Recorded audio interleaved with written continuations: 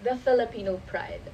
We see it splashed across headlines whenever a Filipino wins something on the global stage, from beauty pageants to sports, as if these achievements are ours to own simply because we share a passport. Yet, beneath this pride, what is left for us to celebrate? Is it pride in a country where corruption thrives? What good is this pride if we continue to tolerate a society plagued by the same vices Rizal railed against? Rizal never set out to give us a timeless prophecy of Filipino society. He wrote about the present reality he witnessed and suffered under. However, the fact that we see replicas of his critique in our modern Philippines should shame us. Rizal wanted us to eradicate those problems and not to continually mimic them. Today, we're faced with a choice: make Rizal obsolete by solving the issues he highlighted, or continue on a path that validates his critiques indefinitely. When Renato Constantino spoke of making Rizal obsolete, he pointed not to disregarding Rizal, but to achieving a society that no longer suffers from the exploitation, ignorance, and oppression he fought against. In this light, making Rizal obsolete is not a dismissal, but a call to surpass the conditions of his time and our own. In his novels Noli Me Tangere and El Filibusterismo, Rizal exposed the characters of colonial Philippine society: the self-interested Don Timoteo Pelaez, the corrupt and privileged Don Custodio, and the opportunistic Capitan Diago. The individuals motivated by greed and convenience rather than justice and the common good. Are today's leaders any different? How often do we see public officials accumulating wealth while neglecting public welfare?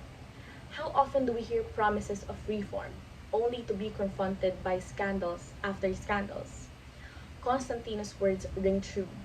If Rizal's works still feel relevant, it is because we as a society have learned little from his insights, and we are reminded that Rizal's critiques is as urgent as ever. Even our educational system struggles under this burden of repeated mistakes. Filipinos read about him, admire him, but seldom see his values reflected in the society they grow into. Instead, we've built a culture that often glorifies convenience over integrity, submission over advocacy, and wealth over principle. Imagine a future where Rizal's works serve only as historic relics of a dark past instead of critiques that continue to sting us in the present. If we're honest, that future feels far away. However, it is not impossible. Making Rizal obsolete would mean creating a nation truly committed to self-reliance, where each Filipino takes responsibility, where corruption is not tolerated, and where leaders serve rather than exploit. It means abandoning our reverence for foreign validation and regaining pride in our own culture, our own voices. It means an education system that teaches young Filipinos to see beyond individual ambition and to consider the collective welfare of the nation.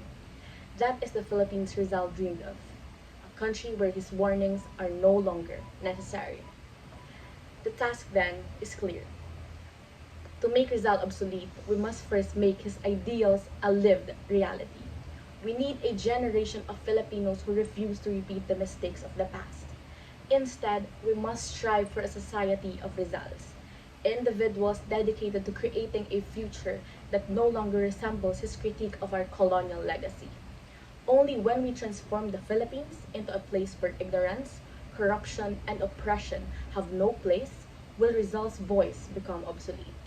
Until then, his message remains, waiting for us to finally heed it.